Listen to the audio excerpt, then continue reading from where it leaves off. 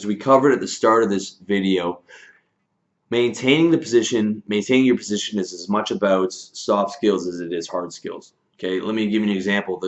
The guy, a Genghis Khan or the conqueror who can't make the transition to administrator will eventually lose all the territory that he conquered. Okay, and I guess what I'm trying to say with that example is you need to become, if you fought really hard and you've used a lot of the hard skills to get position, you are going to have to learn how to use the soft skills to keep that position. Okay, you don't have to fight as hard to keep position as you do to get position, but once you do get position, you need to enhance and develop those soft skills, those administrative skills, those managing people skills to be able to keep position. All right.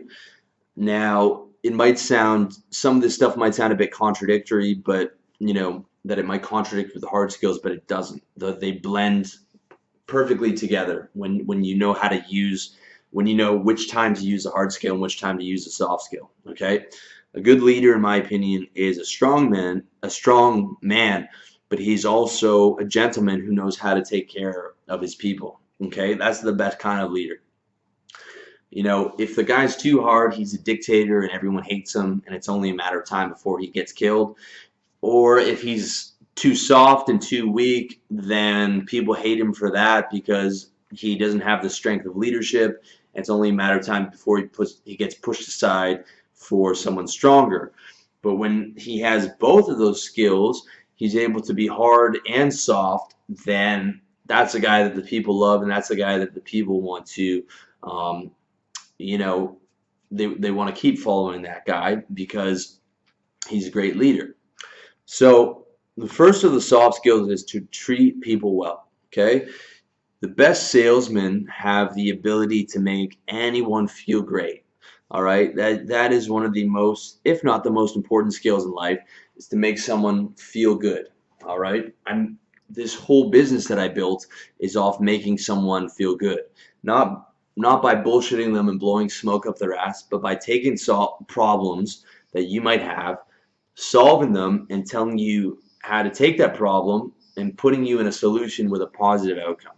Okay, and motivating you to feel fucking great about yourself.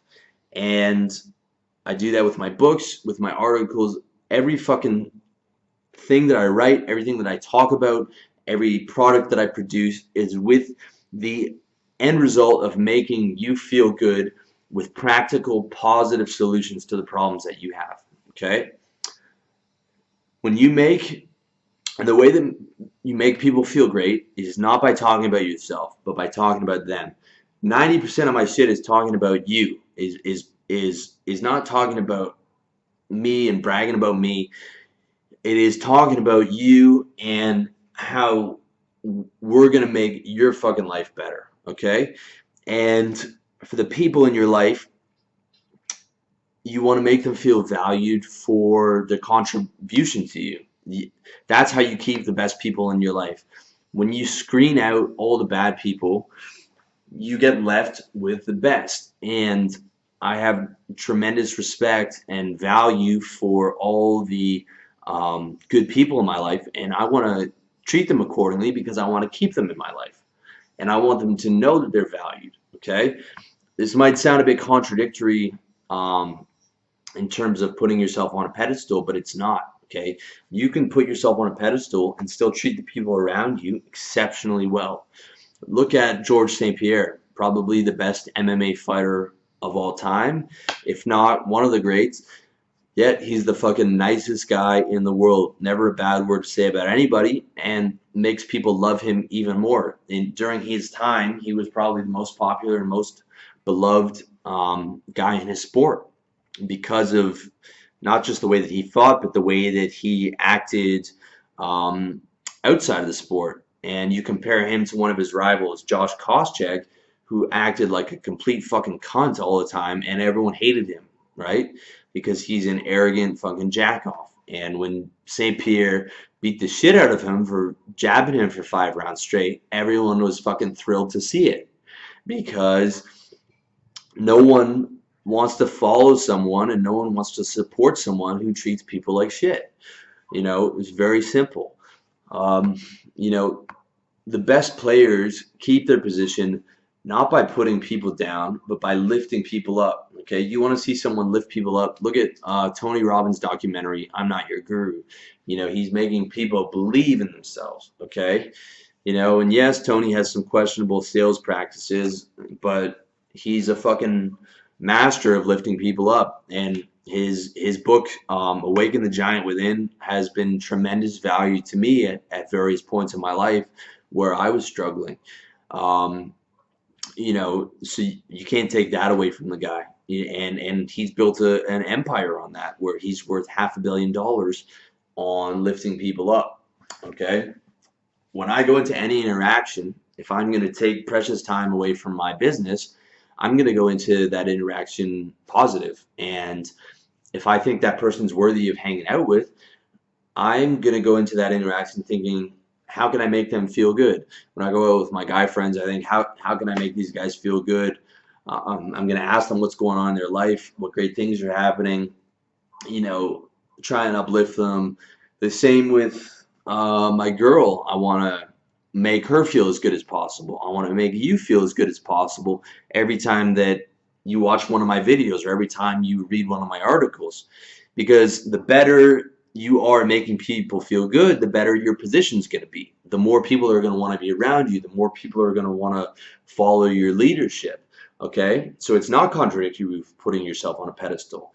It enhances putting yourself on a pedestal. It enhances your position. Okay? When my man Vadim does a fucking top-notch job editing my book, and my man Matt Lawrence does a fucking A plus job formatting my book, I want those guys to feel like $1,000,000. I want every reader who makes a thoughtful comment to feel appreciated and valued. That's why I responded to every single reader comment on my site over the last 4 years, because I value having the best people in my life, and I want them to feel terrific every time they talk to me so that I keep them in my life. And I want them to know that they're valued. All right?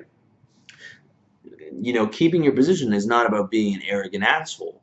It's also about, um, you know, loyalty goes both ways. Okay? If you want people to be kind and loyal to you, you need to be kind and loyal to them. All right? The best way to keep people around you is to be the fucking high point of their week, is to be the bright spot in their life, is to be the person who believes in them, the person who respects them, who's loyal to them, who treats them well, who, tells them that you value their contributions to your life.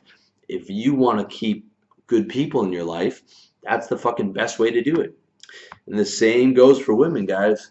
Okay, when I find a beautiful, sweet, loyal, and loving girl, I want to keep her in my life because that has value to me. That girl has value to me. As long as she continues to accept my position and follows my rules, I treat that girl like fucking gold. I take her for dinner. I ask her about her day. I support her in her goals. I help her throw rocks at her enemies. And on top of that, I'm exceptionally warm and affectionate. Okay? All those beta things that you're told not to do by the mainstream PUA fucking jerk-offs. Not only am I not penalized for these so-called beta things, but it makes women even more interested in me because I'm doing them from the right position. Okay, I'm combining those things with being a strong leader who has position. Okay, when my position's solidified, I can be really fucking nice to that girl, and not only am I not penalized for it, but she loves and respects me even more. Okay, you got to understand the language of women is the language of emotions. She's literally been waiting for a guy who has the ability to be both a strong, masculine man and be kind and gentle to her and speak to her on a fucking emotional level. Okay, it's not a question of being alpha versus beta.